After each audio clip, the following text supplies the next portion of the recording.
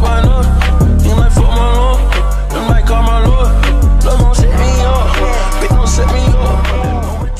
Halo guys, ketemu lagi di channel NDW Lovers. Kemarin Mimin sudah bahas tuntas tentang Boruto chapter 1 To Blue Vortex. Teman-teman bisa cek di link yang ada di kolom deskripsi video ini ya. Kali ini kita akan bahas 5 hal penting yang muncul di manga tersebut yang pastinya membuat semua orang penasaran. Tapi sebelum lanjut, jangan lupa untuk klik tombol subscribe bagi yang belum subscribe dan klik tombol like serta share video ini di semua sosmed teman-teman. Let's check it out.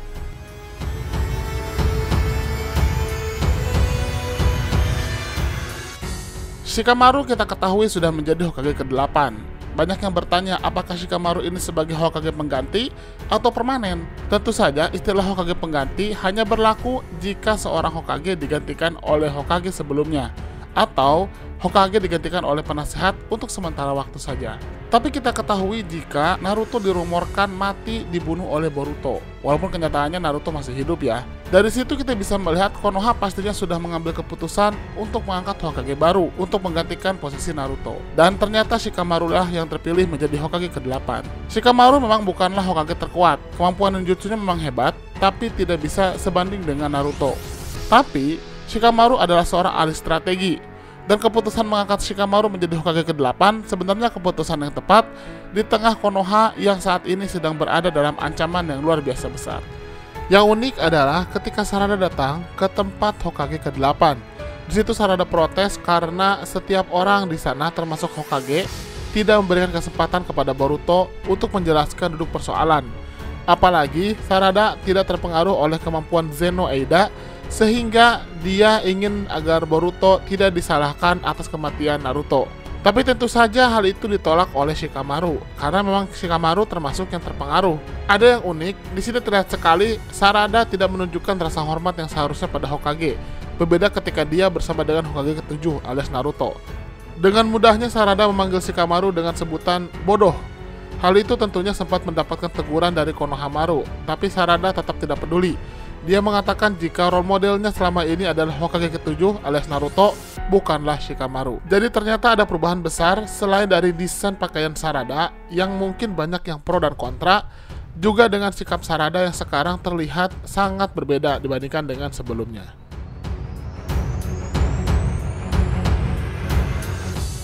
Berbicara omnipotence Eida tentu saja menjadi hal yang sangat penting, karena omnipotence Eida inilah penyebab asal-muasal tertukarnya nasib Boruto dan Kawaki. Gara-gara itu membuat Boruto harus hidup sebagai ninja pengkhianat, sedangkan Kawaki dianggap sebagai keturunan dari Naruto. Tadinya, Mimin curiga jika Sarada dan Sumire akan merahasiakan jika mereka tidak terpengaruh Zeno Eida. Tapi ternyata hal itu sudah diketahui Eida. Bahkan dengan santainya Eida memberikan informasi tentang Zeno atau Omnipotence kepada Sarada dan Sumire. Eida sendiri mengatakan jika dia mulai memahami kemampuan Zeno dan juga kemampuan pemikatnya itu adalah bagian dari Shinjutsu untuk mengubah mimpi menjadi realita. Hal itu gara-gara tertrigger oleh Kawaki, membuat keinginan Kawaki lah yang menjadi kenyataan. Sarada pun sempat membujuk Eida untuk bisa menonaktifkan kembali Zeno. Tapi ternyata Eida mengatakan jika dia sendiri pun tidak bisa menonaktifkan Zeno. Sarada belum menyerah dan dia mengatakan harusnya jika dijelaskan dengan baik setiap penduduk pastinya akan menerima informasi yang sebenarnya. Tapi Eida mengatakan jika hal itu percuma karena ingatan seluruh penduduk sudah diubah. Dan mereka akan menganggap hal tersebut adalah aneh karena di mata mereka Kawaki lah anak dari Naruto dan Boruto lah pembunuh dari Naruto. Eida mengatakan kalaupun dipaksakan untuk mengaktifkan kembali Omnipotence, maka itu akan mengakibatkan resiko yang besar karena akan menciptakan memori yang hancur dan itu akan merusak dunia. Hal itulah yang kemudian dikhawatirkan oleh Sumire. Yang unik adalah walaupun Eida sudah mengetahui Sarada dan Sumire tidak terpengaruh Zeno miliknya, tapi fakta jika Sumire dan Sarada juga tidak terpengaruh oleh kemampuan memikat Eida masih menjadi rahasia. Sempat Eida curiga hal tersebut terjadi, tapi Sarada dan Sumire berhasil mengelak. Karena kalau sampai ketahuan Sarada dan Sumire tidak terpengaruh oleh kemampuan pemikat Eida, itu menandakan Eida memiliki 2 orang yang bisa membunuhnya selain dari Otsutsuki dan juga Daemon. Dan tentu saja itu akan mengancam nyawa dari Sarada dan Sumire. Karena itulah mereka merahasiakannya.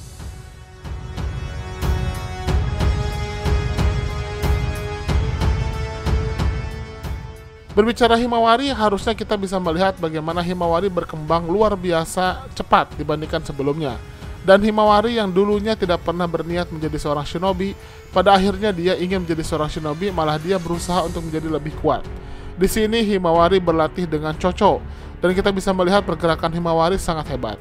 Tentu saja banyak yang bertanya kenapa Himawari ingin lebih kuat, dan jawaban Himawari ternyata sangat unik.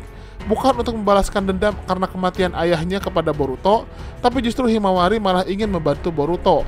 Hal itu membuat semua orang kaget. Mungkin kita bisa menganggap Himawari adalah orang yang selalu berpikir positif. Tapi Himawari punya alasan yang unik, di mana dia mengatakan dia tidak yakin Boruto lah yang membunuh Naruto. Bahkan, entah kenapa Himawari meyakini jika Naruto masih hidup di suatu tempat lain. Dari sini kita bisa ambil kesimpulan, ada kemungkinan Himawari masih bisa mengakses sedikit ingatan di masa lalunya, dan juga karena ikatannya yang kuat dengan Boruto sebagai adik kakak, dia masih bisa merasakan hal yang seharusnya tidak dirasakan oleh orang lainnya. Hal ini menjadi bukti jika ikatan antara Himawari dan Boruto masih kuat.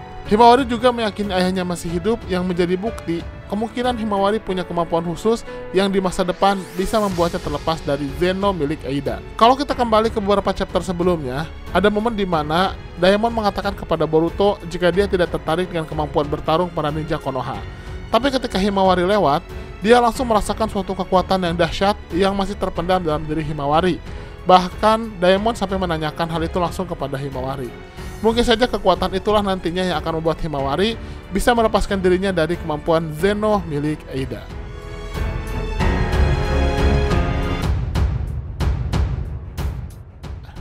Fakta unik lainnya adalah tentang Kawaki. Kita bisa melihat Kawaki sekarang sudah benar-benar menjadi seperti Ishiki kedua. Kawaki punya kemampuan untuk terbang, dan dia bahkan bisa masuk ke dimensi Daikokuten dan bergerak bebas di sana. Padahal Naruto dan Hinata saja terkena pengaruh dari dimensi itu. Tentu ini hal yang wajar karena Kawaki lah yang punya dimensi itu. Di sisi lain, kemampuan mata Darmagan Kawaki juga sudah semakin sempurna, bahkan bisa dikatakan Kawaki sudah sekuat Ishiki sekarang. Kawaki juga tampaknya menikmati pertukaran takdirnya dengan Boruto. Di situ Kawaki juga tetap menjalankan amanah dari Naruto, di mana dia melindungi Konoha. Kemungkinan besar sikap Kawaki kepada Himawari tidak lebih dari sikap seorang kakak kepada adik, dan dia sepertinya akan menyayangi Himawari seperti layaknya Boruto menyayangi Himawari. Kawaki juga tetap dekat dengan Mitsuki, dan dia sepertinya bisa bergaul dan juga menikmati posisinya sekarang. Yang sangat unik adalah konflik antara Boruto dan juga Kode. Kode yang sudah tidak punya kepentingan lagi ke Konoha karena Naruto dianggap sudah mati, ternyata masih mengejar Boruto. Yang unik adalah, Sarada mengatakan jika Boruto sudah pergi dari Konoha 3 tahun yang lalu. Tapi, Kode mengatakan jika dia sudah mencari Boruto selama 2 tahun ke belakang. Ini menandakan ada momen pertemuan antara Kode dan Boruto setelah Boruto pergi dari Konoha. Dan di momen itu terjadi pertarungan yang dahsyat. Karena buktinya, sekarang Kode tidak memiliki satu mata, alias satu matanya hancur atau tersayat. Ini menandakan jika di pertarungan sebelumnya kemungkinan Boruto berhasil menghancurkan satu mata Kode. Dan yang unik adalah, Kode ternyata sampai membawa Sumeaka ke Konoha hanya untuk memancing Boruto keluar dari persembunyiannya. Hal itu berhasil. Boruto dalam waktu sekejap sampai di Konoha dengan cara yang sangat tidak terduga. Dia langsung menginjak wajah Kode. Di sini menandakan bahwa Boruto sudah benar-benar jauh lebih kuat daripada sebelumnya. Bahkan, mungkin Boruto sekarang masih jauh lebih kuat daripada Kode yang sudah melepaskan limiter dan juga memiliki pasukan Jubi sekalipun. Dari sini kita bisa melihat Kode menjadi makhluk yang tidak jelas, karena dia memang lebih kuat, tapi dia tidak bisa mendekati kekuatan Boruto dan Kawaki ataupun Daemon. Dengan matanya yang tersayat, yang seperti saya katakan sebelumnya, kemungkinan besar dilukai oleh Boruto, membuat Kode akan sangat membenci Boruto dan ingin sekali membunuhnya. Lalu pertanyaan lainnya, di manakah Sasuke dan juga Amado? Dua karakter itu sepertinya belum diperlihatkan di chapter ini. Ada yang menduga jika Sasuke mungkin saja mati sebelumnya, sehingga pakaiannya pun digunakan oleh Boruto. Di sini kita bisa melihat Boruto menggunakan pedang dan jubah yang sekilas mirip dengan yang dimiliki Sasuke. Tapi ada juga yang berasumsi Sasuke masih hidup, dengan dasar Sarada yang masih meyakini jika ayahnya masih hidup, dan hanya menganggap ayahnya itu masih berada di luar dan dianggap mengkhianat oleh Konoha. Begitupun nasib Amado yang sampai saat ini belum ketahuan, tapi sepertinya di chapter selanjutnya nanti akan dibahas nasib Sasuke dan juga Amado. Nah, itulah 5 fakta unik yang muncul di Boruto chapter 1 To Blue Vortex. Bagaimana menurut teman-teman? Silahkan berikan komentarnya di kolom komentar. Terima kasih.